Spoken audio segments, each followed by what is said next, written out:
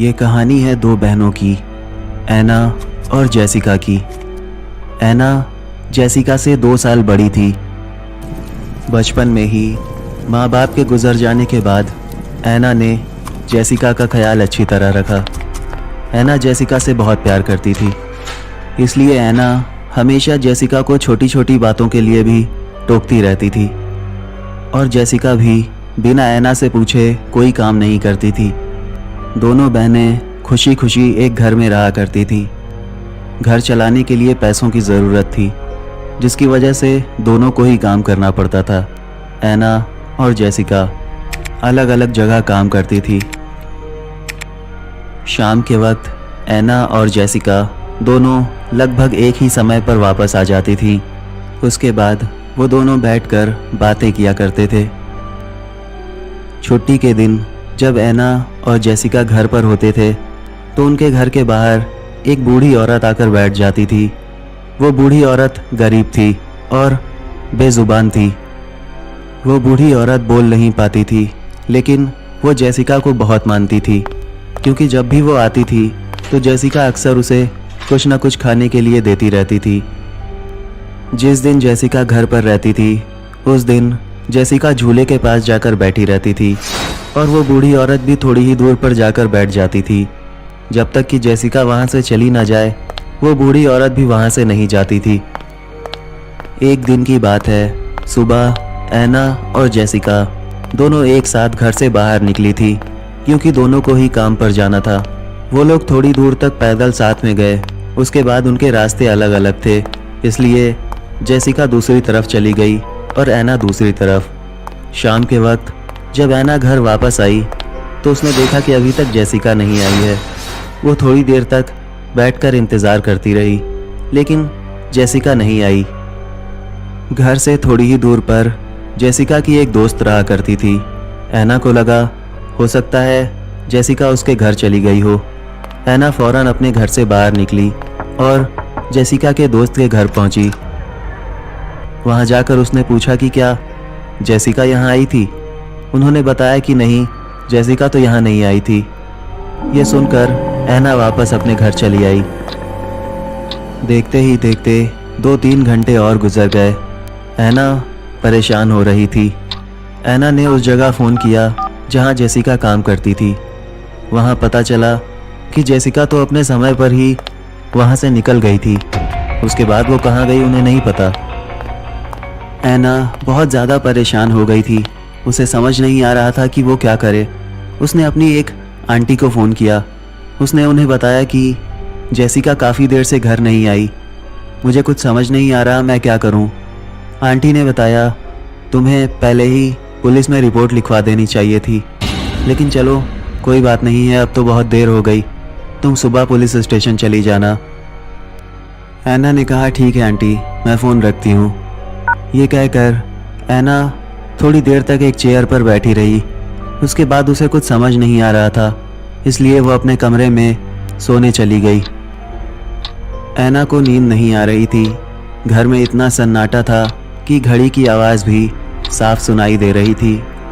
ऐना चुपचाप लेटी हुई थी।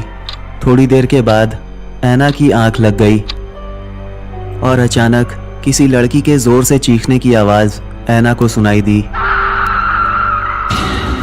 ऐना उठकर बैठ गई। वो अपने कमरे से बाहर निकलने जा रही थी और अचानक दरवाज़ा अपने आप खुल गया। ये देखकर ऐना बहुत ज़्यादा डर गई थी। जैसे ही वो अपने घर के बाहर गई, दूर दूर तक सन्नाटा था, कोई भी दिखाई नहीं दे रहा था। तभी घर के अंदर से कुछ अजीब सी आवाज़ें सुनाई देने लगी। ऐना जब वापस आई तो वो आवाज़ें बंद हो गई थी।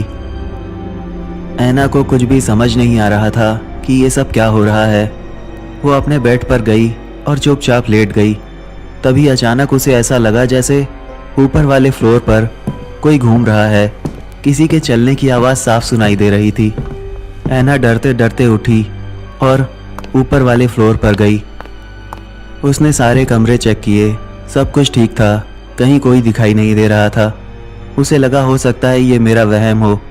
वो वापस नीचे जाने लगी, तभी उसे फिर से ज़ोर से चीखने की आवाज़ सुनाई दी। वो डर गई थी। ये आवाज़ घर के बाहर से आ रही थी। इस बार ऐना घर के बाहर नहीं गई, वो चुपचाप अपने बेड पर जाकर लेट गई। थोड़ी देर तक वो यूं ही लेटी रही और कुछ देर के बाद उसे ऐसा लग रहा था जैसे घर के बाहर जो झूला है उसमें कोई आवाज़ हो रही है, जैसे वहाँ पर कोई है। एक पल के लिए ऐना को लगा कि कहीं जेसिका वापस तो नहीं आ गई। वो डरते डरते घर के बाहर गई और उसने देखा कि झूले के पास वो गूंगी औरत खड़ी थी, वही बूढ़ी औरत जो जेसिका के पास आती थी। ऐना उस बूढ़ी औरत के पास गई। ऐना ने कहा, जेसिका कहाँ है? क्या तुम्हें पता है? मुझे बताओ जेसिका कहाँ है? तुम यहाँ तभी आती हो जब जेसिका होती है।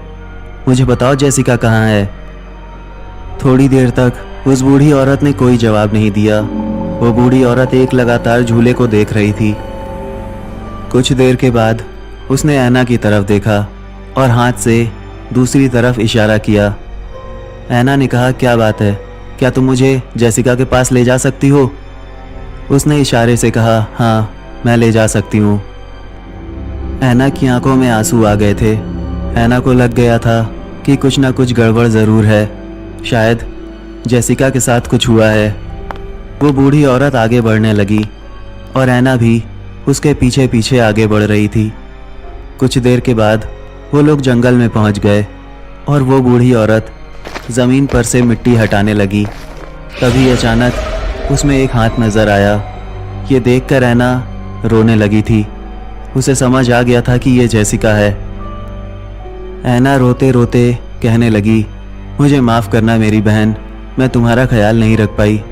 शायद कहीं ना कहीं मुझसे ही कोई गलती हो गई। अचानक तेज़ हवा चलने लगी और ऐना को एक आवाज़ सुनाई दी, मेरी बहन, तुमने मेरा बहुत अच्छे से ख्याल रखा, इसमें कोई शक नहीं। अब मैं ईश्वर के पास चली गई हूँ, वो मेरा ख्याल रखेंगे। तुम्हें रोने की और परेशान होने की ज़रूरत नहीं है, और जिन लोगों ने भी मेरे साथ ये किया है उसकी सज़ा मैं उन्हें खुद दूंगी। अचानक हवा चलना बंद हो गई और सब कुछ एकदम शांत हो गया।